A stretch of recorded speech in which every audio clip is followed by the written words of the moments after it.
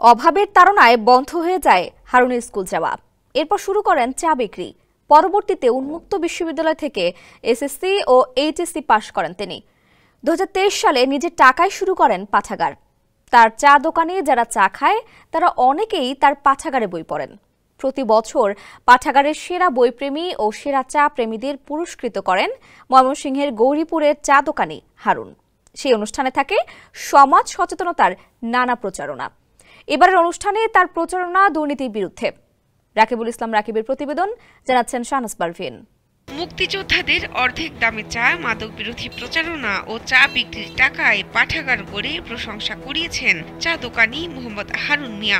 প্রতি বছর হারুন তার দোকানের ক্রেতা ও বইপ্রেমীদের পুরস্কার দিয়ে থাকেন।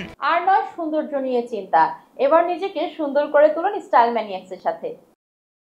এবছর নিয়মিত চা গ্রাহক ও পাঠকদের নিয়ে দুর্নীতি বন্ধের দাবি জানিয়ে রাজপথে নেমেছেন হারুন মিয়া। বন্ধ না হলে দুর্নীতি, হবে না দেশের উন্নতি, এই স্লোগানকে সামনে রেখে শুক্রবার বিকেলে চা বিক্রেতা হারুন মিয়ার নেতৃত্বে দুর্নীতি বিরোধী শোভাযাত্রা বের করা হয়। চা গ্রাহক, বইপ্রেমী ছাড়াও হারুনের শোভাযাত্রায় অংশ নেন স্থানীয় গণ্যমান্য ব্যক্তিরা। পরে হারুন টি হাউসের উদ্যোগে দোকানের সেরা অর্ধশতাধিক চা গ্রাহক ও বইপ্রেমীকে ক্রেস্ট ও বই উপহার দিয়ে সম্মাননা জানানো হয়।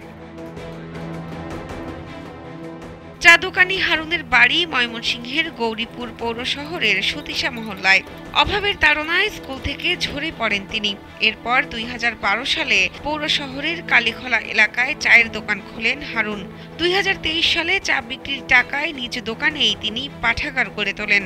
চা বিক্রির পাশাপাশি রাতে পড়াশোনা করে উন্মুক্ত বিশ্ববিদ্যালয় থেকে এসএসসি ও এইচএসসি পাশ করেছেন এই চা দোকানি। বর্ষসারা একটা চা প্রেমী সম্মাননা প্রদান করি। তো প্রতি বছরের ধারাবাহিকতায় এবারও আমি অর্ধশতাধিক গ্রাহককে বর্ষসারা চা প্রেমী সম্মাননা প্রদান করছি এবং আমরা প্রত্যেকটা প্রোগ্রামে একটা ব্যতিক্রমী স্লোগান রাখি। কোনো প্রোগ্রামে বাল্যবিবাহ, কোনো প্রোগ্রামে মাদক বিরোধী, তো আমাদের এবারের স্লোগান হচ্ছে দুর্নীতি বিরোধী শোভাযাত্রা। অনুষ্ঠানের অতিথিরা বলেন, হারুনকে দেখে মনে হয় তিনি যেন গৌরীপুরের পলান সরকার।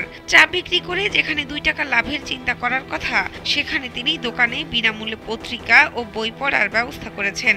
আমরা সাধুবাদ জানাই হারুন দুর্নীতির বিরুদ্ধে যে আঙ্গুল দিকে দেখিয়ে দিচ্ছে যে এই দেশের মধ্যে অনেক শিক্ষিত, বুদ্ধিজীবী, প্রগতিশীল ব্যক্তি যারা দুর্নীতির বিরুদ্ধে কথা বলে না। হারুনের মতো ব্যক্তির সংখ্যা সমাজে যেন বৃদ্ধি পায়, সেই আশা প্রকাশ করেন তার দোকানের চা গ্রাহকরা।